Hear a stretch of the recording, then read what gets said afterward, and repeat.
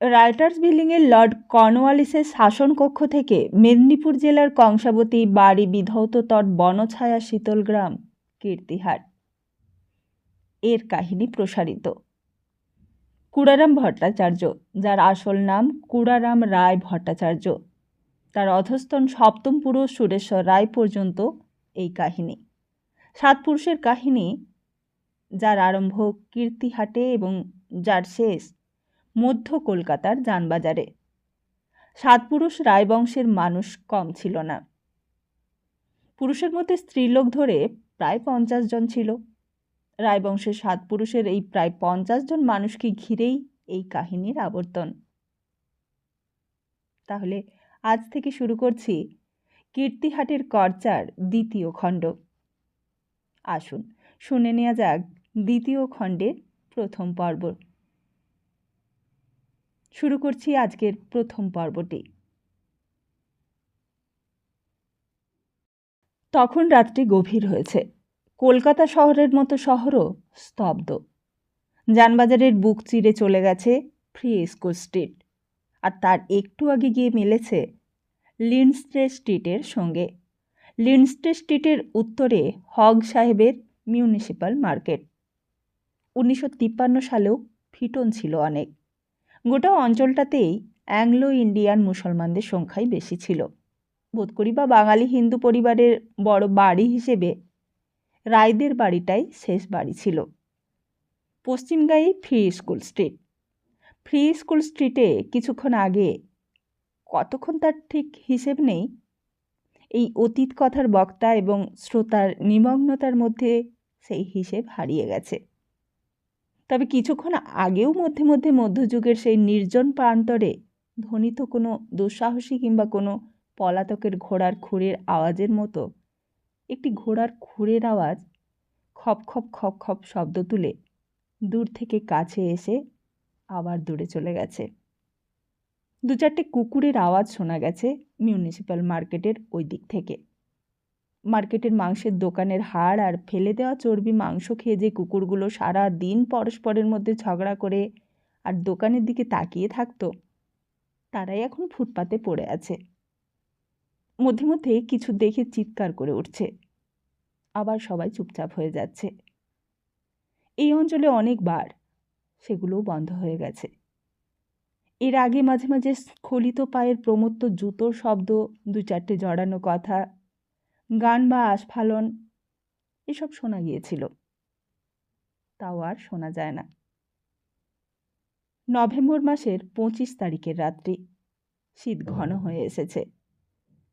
বাইরে হয়তো আবছা কুয়াশার একটা আভাস ভাসছে। সব স্তব্ধ।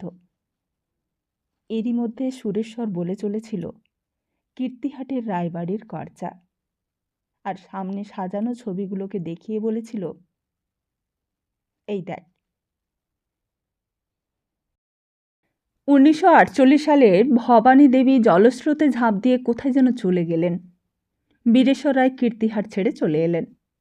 কলকাতার এই বাড়িতেই বাস করতে লাগলেন। এই ফ্রি স্কুল স্ট্রিটে তার জুড়ি ঠিক এমনই গভীর রাত্রে খুরের শব্দ তুলে, চাকার শব্দ তুলে ফিরে আসত। তখন রাস্তায় পিচ হয়নি, গাড়িতে রবারের টায়ার হয়নি। রীতিমতো রথচক্রের ঘর ঘর শব্দে এপাড়ার অনেকের ঘুমন্ত জনের ঘুম ভাঙিয়ে ফিরত বউবাজার থেকে। বউবাজারে সফিয়া বায়ের ঘরে তিনি আসর পেতেছিলেন। এ সেই সফিয়া যে কিশোরী বয়সে বীরেশ্বর রায়ের মামাতো ভাইয়ের বিয়ের আসরে তার মায়ের সঙ্গে গিয়েছিল মুদ্রা করতে, যার গান শুনতে বসে সবটা তার শোনা হয়নি। ভবানী দেবী এসে মুখ টিপে হেসে বলেছিলেন, আপনার ভাই বর বাঁধা পড়েছেন গানের দায়ে, বাসরে গানের আসরে ফেল করেছেন, তিনি আপনাকে ডেকেছেন তাকে খালাস করে নিয়ে যেতে।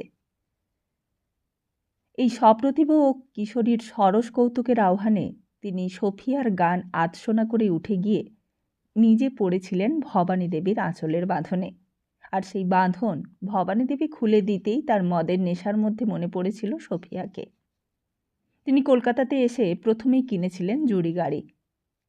কলকাতায় তখন জব চাণক্যের হাট এবং ঘাট কলকাতা, অর্থাৎ বাজার কলকাতা এবং বন্দর কলকাতা থেকে রাজধানী কলকাতার চেহারা নিচ্ছে। লর্ড ওয়েলেসলিকে তখন বলতো নবাব ওয়েলেসলি। একধারে গভর্নর জেনারেল, আবার একদিকে জঙ্গিলাট। কলকাতাকে বেড় দিয়ে ৬০ ফুট চওড়া সার্কুলার রোড বা বাহার সড়ক গঙ্গার ধারে ফোর্ট উইলিয়াম থেকে কলকাতার উত্তর সীমানা পর্যন্ত বাঁধিয়ে দিয়েছিলেন। গভর্নর জেনারেলের থাকবার জন্য বিরাট লাট প্রাসাদ বানিয়ে ফেলেছিলেন। তখন লর্ড ডালহৌসি ভবিষ্যতের গর্ভে। জায়গাটির নাম ডালহৌসি স্কোয়ার হয়ে ওঠেনি। শুধু কলকাতার নয়, ব্যারাকপুরে বাগানবাড়ি হয়েছে। লাট সাহেবের বাড়ির চাকর বাকরে বাহিনীতে ভরে গেছে।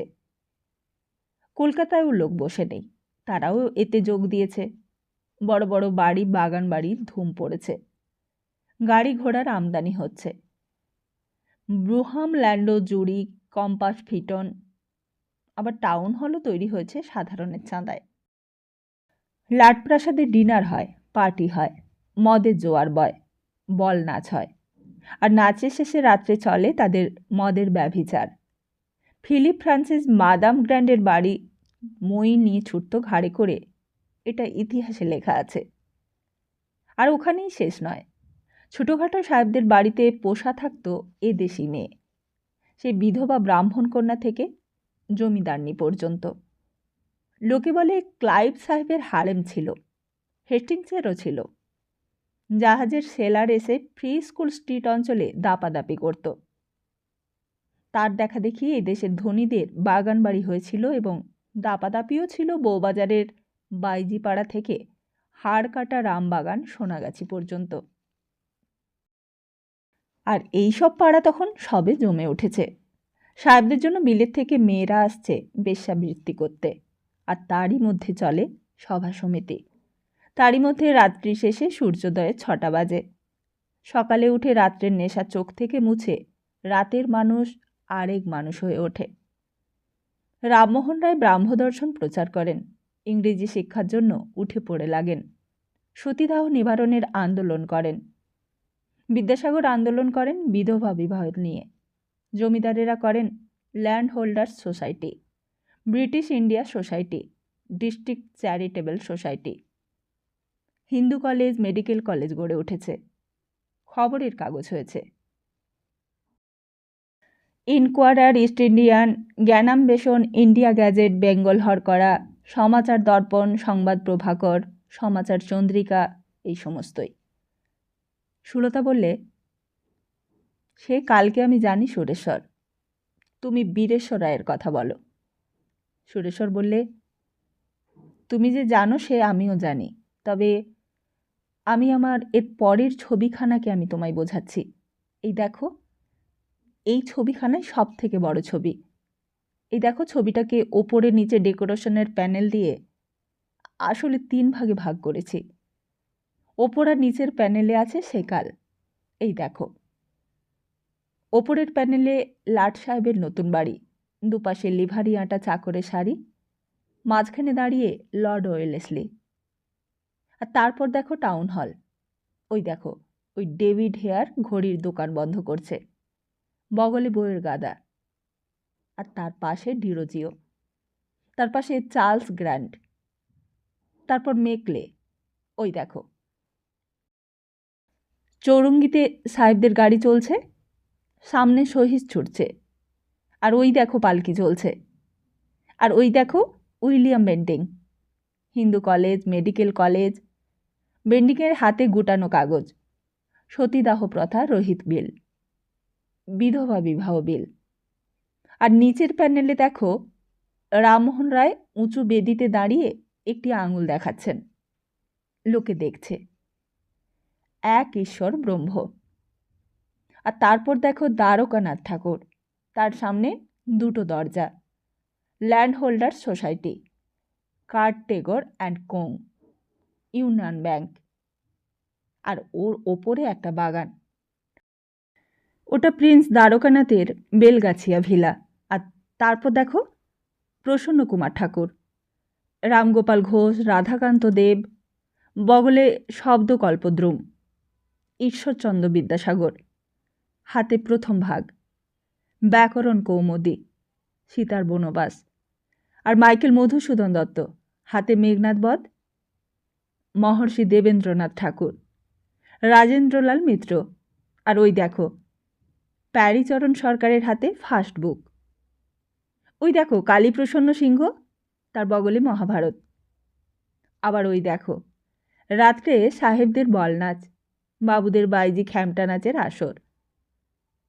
আর এরই মাঝখানে ওই দেখো এই বাড়ির মাঝখানের হলে বসে রয়েছেন বীরেশ্বর রায়, সামনের টেবিলে হুইস্কির বোতল, গ্লাস, আর ওই যে পড়ে রয়েছে সোফার ওপর সফিয়া বাই। মদে তার জ্ঞান নেই।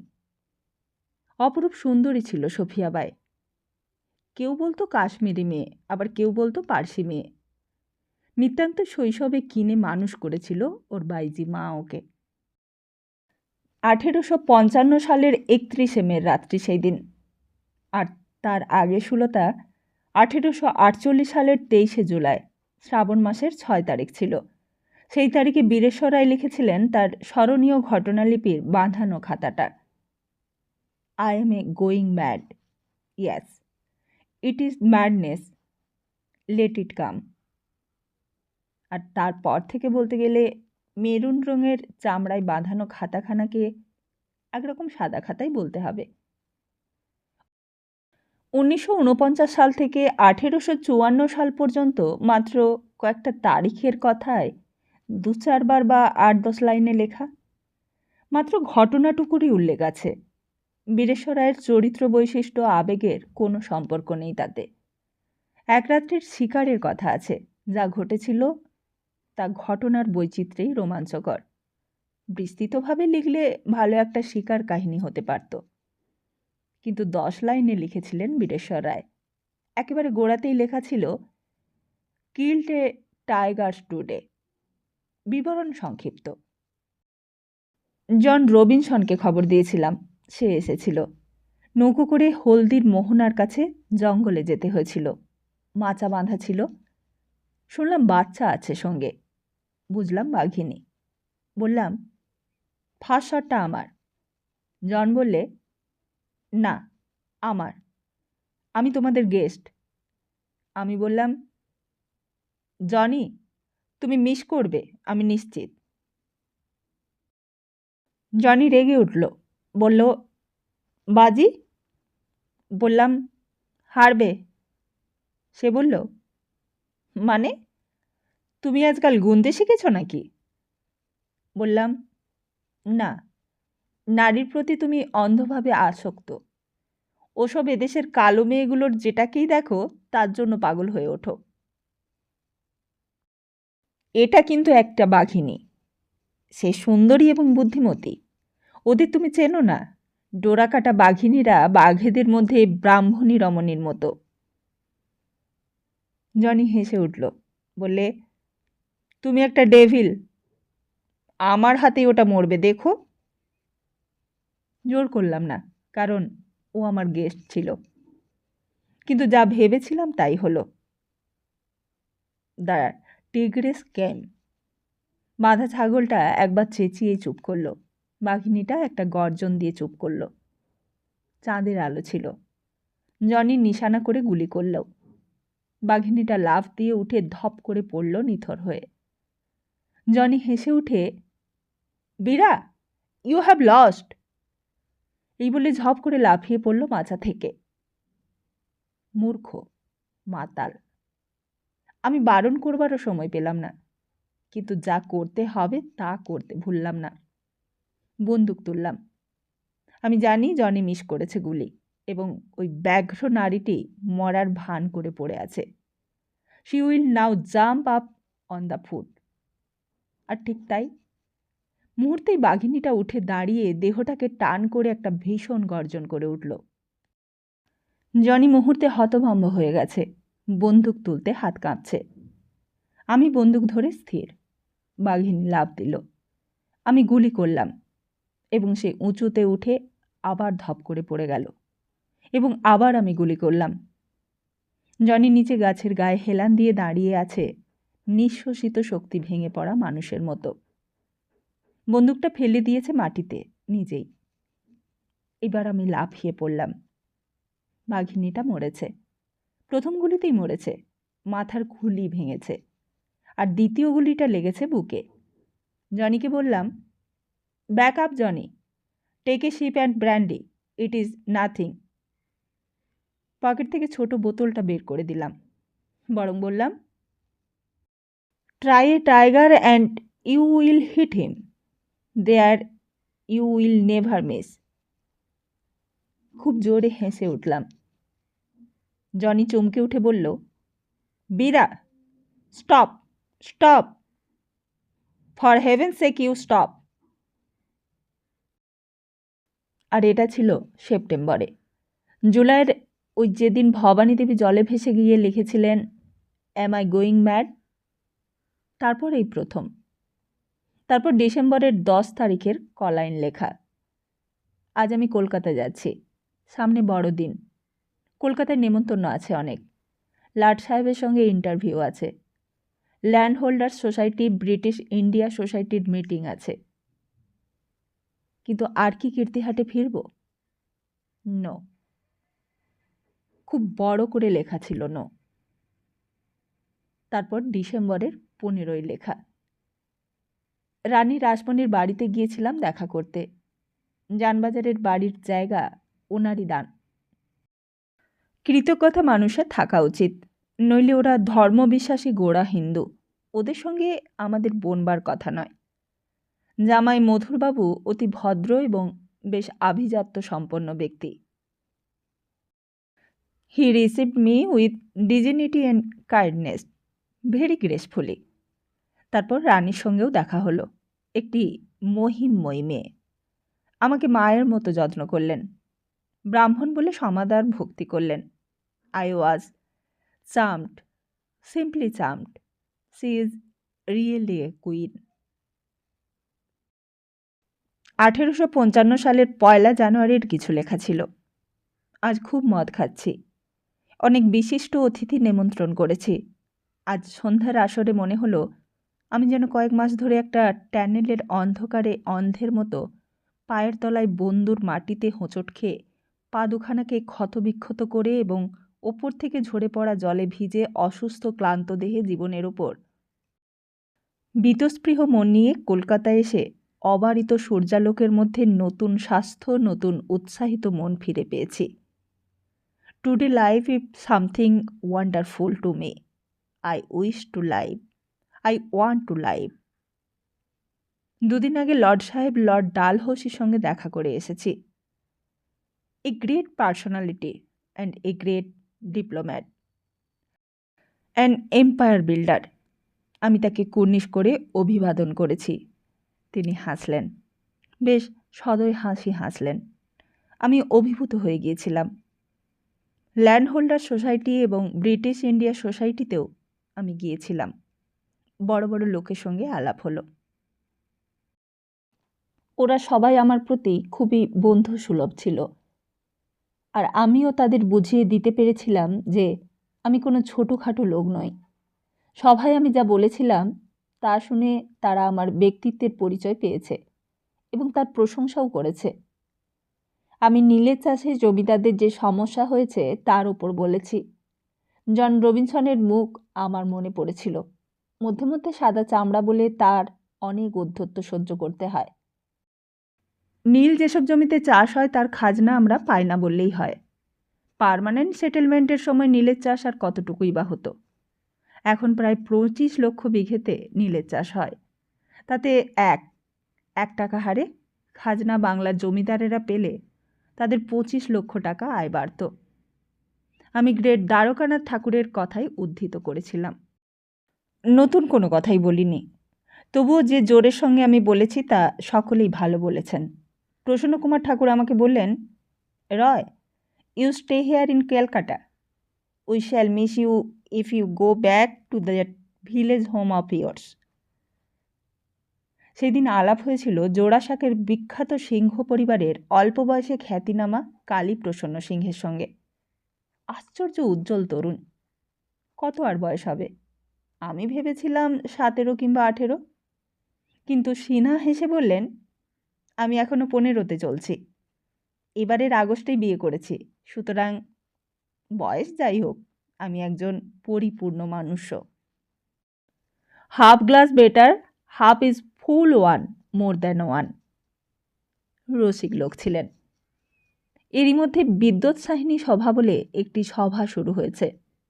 শুনে বিস্মিত হয়েছি দেখে তরুণটি বলল, ডিয়ার রায় সাহেব, বাল্যবধি ইচ্ছে কবি কালিদাস হব, কিন্তু এখন সেই ইচ্ছে ছেড়েছি, কারণ কালিদাস লম্পট ছিলেন। তারপর ভেবেছিলাম জনসন হব, কিন্তু না, তিনিও ছিলেন গরিবের ছেলে। তবে রামমোহন রায় হওয়া যায়। মোট কথা বিখ্যাত হতে চাই, আর তার জন্য বিদ্যোৎসাহী হয়েছি। গ্রন্থ লিখে গ্রন্থাগার হব। ব্রহ্মতেও চেষ্টা করছি, বিধবা বিবাহে উৎসাহ দেব। এই বলেই হাসতে লাগলেন আর বললেন, যখন লিখব তখন এইসব কথা খুলে লিখব, দেখবেন। আপনাকে 1 কপি প্রেজেন্ট করব। আমি তাকে 1 জানুয়ারির এই সন্ধ্যা আসরে নিমন্ত্রণ জানালাম। সাদরে তিনি গ্রহণ করলেন আর বললাম, নাচ গানেরও ব্যবস্থা থাকবে। তরুণ কালীপ্রসন্ন হেসে বলেছিলেন, দ্যাটস ওয়ান্ডারফুল। আমার 2টো জিনিস জন্মলগ্নে বলতে গেলে বিধাতা নির্দিষ্ট হয়ে গেছে, এই নাচ গান আর সাহিত্য। আমার জন্মের দিন বাবা নাচ গান জলসা করিয়েছিলেন, আর পণ্ডিত বিদায় করিয়েছিলেন শাল দিয়ে। Certainly I will come. Thank you mister Roy. নাচ গানের আয়োজন করেছি। আমার হৃদয় আজ অন্ধকার কাটিয়ে সকালের ফুলের মতো ফুটেছে। তার কারণ যেই তরুণী বাইজিটি এসেছে সে আমার চেনা। সেই মামাতো ভাইয়ের বিয়েতে যে নিতান্তই কিশোরী বয়সে তার মায়ের সঙ্গে গান করতে গিয়েছিল, সেও অবশ্য আমাকে চিনেছে। সে হাসলে। আমার দৃষ্টি দেখে সে আমার অভিলাষ বুঝেছিল। সকলে বিদায় হলে সে যখন বিদায় চাইল, তখন তার হাত ধরে বললাম, না, আজ বছরের প্রথম দিন, আজ থেকেই তোমাকে আমি আমার জীবনের সঙ্গে বাঁধতে চাই, বাকি গোটা জীবনটার জন্য। সোফিয়া স্থিরভাবে আমার দিকে কিছুক্ষণ তাকিয়ে থেকে বাঁ হাতে কান চাপা দিয়ে হেঁট হয়ে সেলাম বাজিয়ে বললে, বহুত মেহরবানি, লেকিন। সে হাসল। বললাম, লেকিন কি বলো? बीबी? বললে, वो आपका বেগম, বেবি সাহেবা হুজরাইন। সেদিন যেমন আমার গানের মাঝখানে তোমাকে ছিনিয়ে নিয়ে গিয়েছিল, তেমনি করে এসে ঢুকবে আসরে এবং আজকে রাত্রিটিও শেষ হতে দেবে না, তখন কি হবে? বললাম, সে নেই। নেই? না, চালি গেই। চালি গেই? কাহা? খোদা মালুম। একটু চুপ করে থেকে সে বললে, আজ রাত থেকেই তোমার কাছে বাঁধি হয়ে রইল সাফিয়া। 1855 সালের 31শে মের রাতটি সেই দিন ছিল। সেদিনের এই ছবি সুলতা। মদের নেশায় প্রায় অধচেতন হয়ে সোফায় পড়ে আছে সোফিয়া। তবলা বায়া পড়ে আছে, ফুরসি গড়গড়া পড়ে আছে, হুঁকোদানে বাঁধানো হুঁকো রয়েছে, পানের বাটা পিকদানি রয়েছে। তবলচি সারেঙ্গিদাররা চলে গেছে, 2টো গোলাপ পাশ গড়াচ্ছে। বীরেশ্বরায় মদের বোতল গ্লাস টেবিলে রেখে বসে আছেন। বড় বড় চোখ রাঙা হয়ে উঠেছে। মদের নেশা যেন কিছুতেই ধরছে না। একটা ঘটনা ঘটে গেছে, যা স্মৃতি কিছুতেই মন থেকে মুছছে না। আজ দক্ষিণেশ্বরে রানী রাসমণি বিরাট কালী মন্দির প্রতিষ্ঠা করলেন। বিরাট মন্দির, চারিদিকে ঘন জঙ্গলের মধ্যে উঁচু কাছিম পিঠে বিস্তীর্ণ জমির ওপর গঙ্গার পোস্তা বাঁধিয়ে যে মন্দির তৈরি হয়েছে, তা সেন্ট জনস চার্চ থেকে জাঁকজমকে হয়তো উঁচুতে কম হবে না। লক্ষ লক্ষ টাকা খরচ। নানান দেশ থেকে ব্রাহ্মণ পণ্ডিত এসেছে। কাঙালিতে ভরে গেছে, যজ্ঞ হচ্ছে। কলকাতার বড় বড় লোকেরা দেখতে গেছেন। জঙ্গল ভরা দক্ষিণেশ্বর। পথে 2 পাশে জলা, তারই মাঝখান দিয়ে নতুন রাস্তা করিয়েছেন রানী। লাট প্যালেস থেকে যে রাস্তাটা উত্তরমুখে মারাঠা ডিচ পার হয়ে টালা সিথি বরানগড়ের ভেতর দিয়ে চলে গেছে ব্যারাকপুর লাট সাহেবের বাগান বাড়ি, যার দুধার শুধুই জঙ্গলে ভরা, আর মাঝে মাঝে গোলাপ পাতার বস্তি আর 2-4টে বাগান বাড়ি। বরানগরের উত্তরে সেই রাস্তাটা থেকে নতুন রাস্তাটা পশ্চিম মুখে চলে গেছে মন্দির পর্যন্ত। এদিকে আরেকটা রাস্তা বাগবাজারের খাল পেরিয়ে কাশীপুরের ভেতর দিয়ে চলে গেছে। ওই রাস্তা দুটোর আজ হাতখানিক মাটি ধুলো হয়ে উঠে গেছে গাড়ির চাকায় চাকায়। ল্যান্ডোবাগ, ফিটেন, ব্রাউনবেরি আর ভালো ভালো ঘোড়া, সে একেবারে সারিবন্দি। দুধারে কাঙালি চলেছে, আর তার মাঝখান দিয়ে গাড়ি। সামনে সহিসেরা হাঁকতে হাঁকতে যাচ্ছে, তফাৎ যাও, তফাৎ যাও। আর এর মধ্যে বীরেশ্বরও গিয়েছিলেন, কিন্তু যেতে যেতে আফসোস করেছেন কেন এসেছিলেন গাড়িতে। ধুলোতে সর্বাঙ্গ ভরে গেছে। এর থেকে চাঁদপাল ঘাট কিংবা জগন্নাথ ঘাট থেকে বজরা করে এলে ভালো হতো। কিন্তু কিছুদিন আগে কেনা নতুন ফিটন আর কালো ওয়েলার ঘোড়া দুটো দেখবার কেমন একটা ঝোঁক হয়েছিল। বীরেশ্বর আর নিজেই লিখেছেন, ইট ওয়াজ এ মিস্টেক। রায় সোফিয়াকে নিয়ে বেড়াবার জন্য নতুন ফিটন আর জোড়া বাছাই করে কালো দুটো ঘোড়া কিনেছিলেন সম্প্রতি। গঙ্গাধারে চাঁদপাল ঘাটে যেতে যে একটা পথ চলে গেছে দক্ষিণে, কাঁচা পথ, সেই পথে কিছুদিন আগে তার পুরনো গাড়ি আর ঘোড়া দুটো হেরে গিয়েছিল অন্য গাড়ির কাছে। নতুন ঘোড়া, নতুন ফিটন সেই জন্য। গঙ্গার ঘাটে তার দুখানা নৌকোও আছে, একখানা বড় বজরা আর অন্যখানা পানসি। বড় বজরাখানা সোমেশ্বরাই করিয়ে গিয়েছিলেন। ওখানায় গঙ্গা হয়ে কাকদ্বীপকে উল্টো দিকে রেখে হলদির ভেতর হয়ে বর্ষার সময় সরাসরি কীর্তিহাটে যাওয়া যায়। শুকোর সময়ে জোয়ারো এলাকার পর পালকি করে যান বাকি পথটা, কিংবা হাতি। বীরেশ্বরাই ঘোড়ায় যেতেই ভালোবাসেন। সেসব কথা থাক। কীর্তিহাট অনেক দূরে পড়ে গেছে, দিন দিন দূরত্ব বাড়ছে। সেখানে কোনো দিনই ফিরবার বাসনা নেই তার। ভর্তি দুপুরে ফিরবার সময় ওই কথা ভাবতে ভাবতেই ফিরেছিলেন। রানী রাসমণির কাছে তার উপকৃত। পিতামহ দান গ্রহণ করেছিলেন এই জানবাজারের জমি। অবশ্য সেই দিন কুড়ারাম রায় ভট্টাচার্য কোম্পানির সেরেস্তার থেকে অনেক কিছু সুগম করে দিয়েছিলেন। তার জন্য তিনি তার প্রাপ্যও নিয়েছিলেন। জমিটা দানের। তাছাড়া রানীকে বীরেশ্বর সত্যিই শ্রদ্ধা করতেন। রানী যেমন বুদ্ধিমতী তেমনই তেজস্বিনী, আবার তেমনই দানশীলা। জেলেদের ওপর কোম্পানির জুলুম বন্ধ করতে গঙ্গার জলকর বন্দোবস্ত নিয়ে যে বুদ্ধি এবং সাহস তিনি দেখিয়েছিলেন তা রানীরই উপযুক্ত।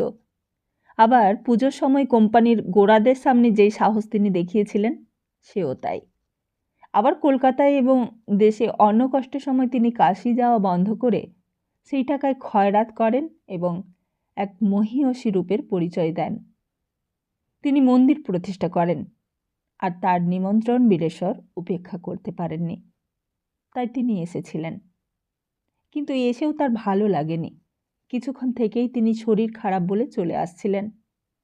সকালবেলা থেকেই মদ খাননি, তার উপর পথের ধুলো, মেজাজ অত্যন্তই খারাপ ছিল। গাড়িতে চড়ে কোচম্যানকে বলেছিলেন, জলদি, तुरंत जाना, बहुत तुरंत, तबीयत ठीक नहीं है, समझा? জি হুজুর। সামনে দুটো সহিস ছুটে চলেছিল ঊর্ধ্বশ্বাসে। ঘোড়ার আগে দৌড়তে হবে তাদের। দুটো সহিস পেছনে দাঁড়িয়েছিল। ওরা ক্লান্ত হলে এরা নেমে ছুটবে। ওরা তখন গাড়ির পেছনে দাঁড়াবে। বেলা 1টা বেজে গেছে। পথে তখন ভিড় কমে গেছে। দক্ষিণেশ্বরের মুখে গাড়ি 2-1খানা আসছে এবং যাচ্ছে 2-4খানা। কিন্তু মানুষের ভিড় তখনও নাগাড়ে চলেছে। শুধু দক্ষিণেশ্বরের ভিড় নয়, আজ ছিল স্নানযাত্রা। যত কুসংস্কারাচ্ছন্ন বদ্ধজীব গামছা কাপড় কাঁধে ফেলে দল বেঁধে চলেছে গঙ্গার ঘাটে। ছেলে মেয়ে বুড়ো জোয়ান, আর যারা ফিরছে তাদের কপালে কাদা ল্যাপা, গঙ্গা মাটি, বুকেও তাই। 14 জন্মের পাপ খণ্ডন হলো। আর শুধু পাপই খণ্ডন হয়নি, পুণ্যের ফল বোঝা মাথায় কাকালে নতুন কেনা ধামায় ভরে ভরে বয়ে নিয়ে চলেছে। পুণ্য দস্তুর মতো ফল হয়ে দাঁড়িয়েছে। আম, কাঁঠাল গঙ্গার ঘাটে কিনে বাড়ি ফিরছে। বাড়ি ফিরে গিয়ে খাবে, কলেরা হবে আর মরবে। শুধু আম কাঁঠালই নয়, মটি, খুন্তি, চাটু, কড়াই, খেলনা, চাকি, পুতুল, আরও অনেক কিছু। হঠাৎ সামনের সহিস দুটো হৈ হৈ করে উঠল। সামাল সামাল! কোচম্যানও চিৎকার করে উঠল, এই উল্লু! চমকে উঠেছে বীরেশ্বর। সামনে তাকিয়ে দেখলেন এক অর্ধ উলঙ্গ বদ্ধ উন্মাদ ঊর্ধ্ববাহু হয়ে ছুটে চলেছে সামনে আর চিৎকার করছে, না না না, পাচ্ছি না, পাচ্ছি না, পারবো না, ছেড়ে দে, গলা ছেড়ে দে, বলি বলি। উন্মাদ, দিক বিদিক জ্ঞান শূন্য। গাড়ির সামনে সহিস কোচম্যানের চিৎকারের হুঁশ নেই। চিৎকার করতে করতে ছুটেছে। কোচম্যান দুই হাতে জোড়া ঘোড়ার লাগামে রাশ টেনে ধরলে, কিন্তু ঘোড়া দুটো প্রমত্ত শক্তির গতিতে ছুটে চলেছে সামনের দিকে। তারাও থামতে পারছে না। বীরেশ্বর মুহূর্তে ফিটনের সামনে ডগ সিটে উঠে দুই হাতে কোচম্যানের ধরা লাগাম ধরে সজোরে হ্যাচকায় টান দিয়ে টেনে ধরলেন। ঘোড়া দুটো সামনের দুটো পা তুলে ডাইনে বেঁকে বাঁয়ে পড়তে পড়তে দাঁড়িয়ে গেল। লোকটা ঘোড়ার মুখের ধাক্কায় আছাড় খেয়ে পড়েছে। বীরেশ্বর লাফ দিয়ে নামলেন। ঘোড়া দুটোরই কষ কেটে গেছে, রক্ত পড়ছে। বীরেশ্বর বললেন, চাবুক ওসমান, চাবুক। লোকটা উপুর হয়ে পড়ে আছে। দুরন্ত রাগে বীরেশ্বর হাঁকড়ালেন, চাবুক! এই উল্লুক, শুয়ার কাহাকা! পিঠটা কেটে গেল। লোকটা শিউরে উঠে যেন চেতনা ফিরে পেল। উঠে বসল। বীরেশ্বরের হাতের চাবুক হাতেই থেকে গেল, কারণ পাগলটাকে তিনি চেনেন। কলকাতার ময়দান এবং চৌরঙ্গির সঙ্গে যাদের পরিচয় আছে তারা সকলেই প্রায় এই পাগলকে চেনে। সে সাহেব মেমেরাও চেনে। তারা শখ করেও দেখতে আসে বিকেলে। গঙ্গাধারী নতুন পোস্তা বাঁধাই হয়ে পাকা রাস্তা তৈরি হয়েছে স্ট্যান্ড রোড। নতুন নতুন নৌকো ভেড়ানোর অসংখ্য ঘাট এবং ঘাটের উপর 2-4টে দোকান গড়ে উঠেছে। চাঁদপাল ঘাট থেকে নতুন কেল্লা পর্যন্ত সোজা সুন্দর রাস্তার ধারে গাছের শ্রেণী, সুন্দর দেখায়। এখানে বিকেলে সাহেব বিবিরা বেড়াতে আসে, দেশি বড় লোকেরাও আসে। নতুন আমদানি রকমারি গাড়ি ঘোড়া পালকির ভিড় জমে। সাহেব মেমেরা হাত ধরাধরি করে হাওয়া খায়। পথটার নাম রেসপন্ডেন্সিয়া ওয়াক। ওখানে বেড়াতে এসে অনেক সাহেব মেম, দেশি বড়লোক এসপ্ল্যান্ডেড রোড ধরে এসে চৌরঙ্গির কাছাকাছি গাড়ি দাঁড় করিয়ে নেমে পড়ে। তারপর দক্ষিণ দিকে এগিয়ে চলে। ওদিকটা এখনও জলা, নলখাগড়ার জঙ্গল আছেলা। তারই মধ্যে পাগল কোথায় যেন থাকে, আজ এখানে কাল ওখানে। নিত্য সকালে উঠে চলে একবার কালীঘাট মুখে। মন্দিরের কাজ বরাবর গিয়ে নাকি এমনি করেই ঊর্ধ্বশ্বাসে ছুটে ফিরে পালিয়ে আসে। তারপর কোথাও পড়ে থাকে, চিৎকার করে। বিকেল নাগাদ সুস্থ হয়ে ওঠে। তখন লোকে তাকে ঘিরে ধরে। পাগল বলে, গন্ধ নিবি, গন্ধ নিবি, নে নে। শূন্যের দিকে হাতটা বাড়ায় আর তারপর ঘষে দেয় সকলের হাতে। সঙ্গে সঙ্গে অতি মধুর গন্ধে তাদের নিঃশ্বাস ভরে যায়। পাগল খানিকটা মাটি তোলে মুঠো করে, তারপর আকাশের দিকে তুলে বলে, নে খা। লোকে দেখে মাটি নয়, গুড় হয়ে গেছে। পাগল বলে, শরবত খাবি? তারা বলে, খাবো বাবা, তবে জলান, জলান। তারা জানে, আগে থেকে জল নিয়ে আসে। পাগল তার ময়লা হাতখানায় ঘটির মধ্যে ডুবিয়ে দেয় আর তারপর বলে, নে খা। তারা খেয়ে বুঝতে পারে জল শরবত হয়ে গেছে। অসুখ বিসুখে তারা পাগলের কাছে আসে, ধরে, ভালো করে দাও বাবা। পাগল কখনো বা রাগ করে চিৎকার করে ওঠে, বলে, না না না না। তারপর ছুটে পালায়। চিৎকার করে, জোচ্চুরি, ঠকামি, ছেনালি, আর কত, আর কত কত করবি তোরা? বাবারে বাবারে, আর পারি না, পাচ্ছি না। তারপর হাউ হাউ করে কাঁদে। নিজের গলা টিপে ধরে বলে, ছেড়ে দে, ছেড়ে দে, ছেড়ে দে বলছি। ওরে ছেড়ে দে, আমাকে বলতে দে। লোকে অবাক হয়ে যায়, আবার ভয়ও পায়। অনেকক্ষণ পর হয়তো সুস্থ হয়ে নলখাগড়ার পাতা কিংবা ঘাস কিংবা অন্য কিছু যা সামনে পায় ছিঁড়ে হাত বাড়িয়ে আকাশের দিকে তুলে ধরে, কিছুক্ষণ ধরে থাকে। তারপর সে প্রার্থীর হাতে দিয়ে বলে, খাইয়ে দিকে যা, যা যা, ভালো হয়ে যাবে। লোকে বলে সত্যি সত্যি ভালো হয়ে যায়। সাহেবেরা ওষুধ নেয় না, কবজ নেয়, গন্ধ শোকে। মাটি গুড় হয়ে যায় দেখে টাকা দিয়ে যায়। কখনো বা পাগল টাকা নেয়, আবার কখনো বা ছুঁড়ে ফেলে দেয়। বীরেশ্বর দূরে দাঁড়িয়ে এসব দেখেছেন, হেসেছেন সাহেব মেবেদের বিস্ময় দেখে। তার নিজের এসবের জন্য কোনো আকর্ষণ নেই। তিনি জানেন এর মধ্যে কোথাও এমন সূক্ষ্ম একটা জালিয়াতি আছে যা ধরা যায় না। অথবা যদিও বা এটা সত্যিও হয়, তবে ওতে তার কিসের দরকার? ওর দাম কতটুকু?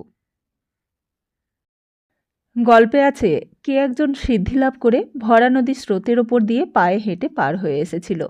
তা দেখে লোকের যতই বিস্ময় লাগুক, দাম কষলে তো তার দাম 1 পয়সা। খেয়াঘাটের পাড়ানি তো 1 পয়সা। আবার তার মতো লোকের কাছে কিছুই না। যত বড় তুফানই হোক, বীরেশ্বরায় সাঁতার দিয়ে পার হতে পারেন।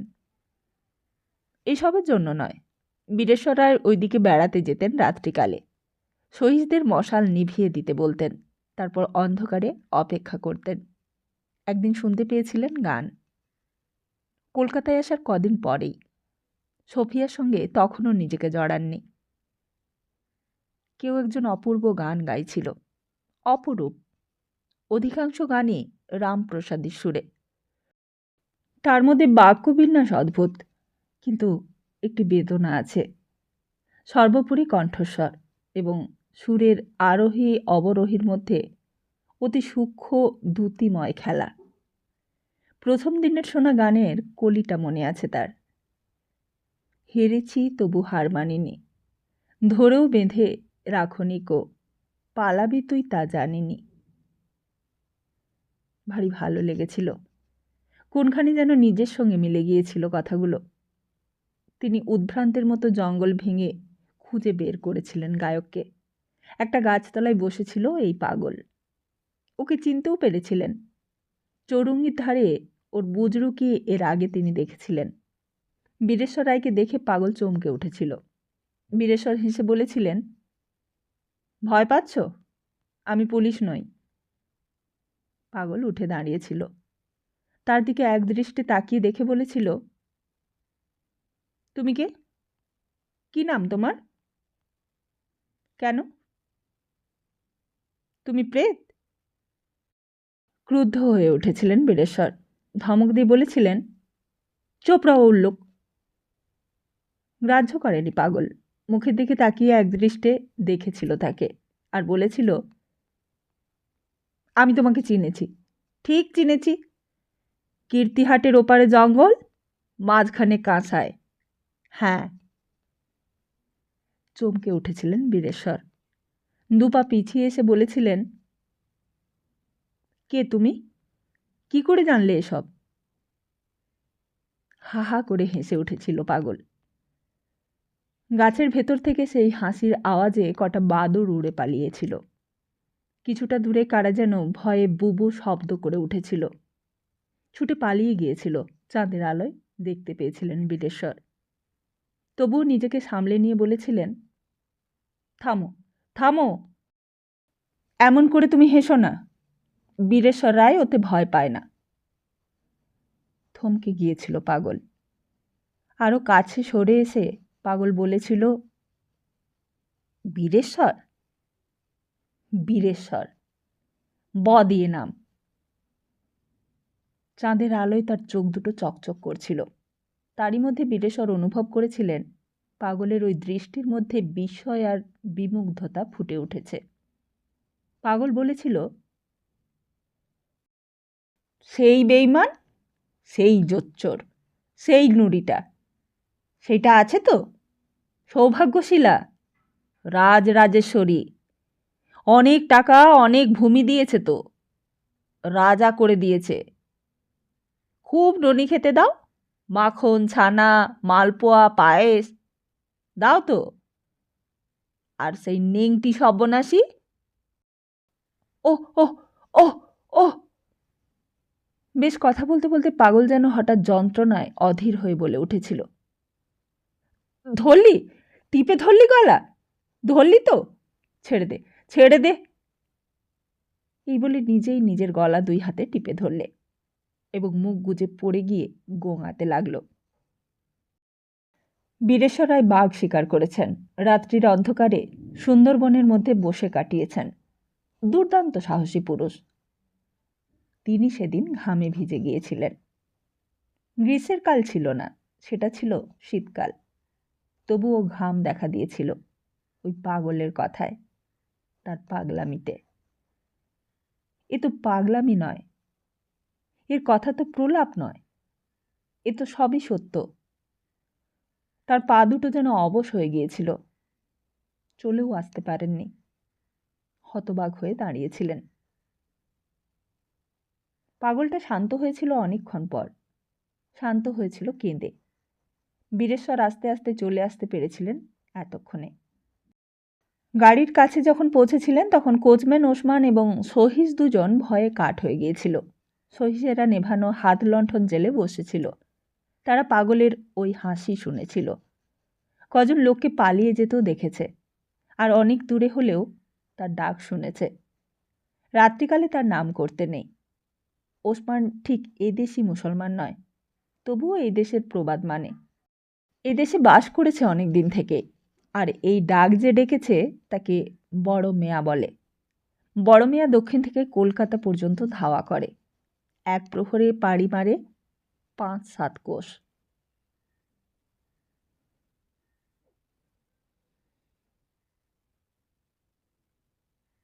আজকের মতো এখানেই শেষ করছি। তাড়াতাড়ি ফিরছি আগামী পর্ব নিয়ে। ততদিন ভালো থাকুন, সুস্থ থাকুন, আর সবাইকে ভালো রাখুন। নমস্কার।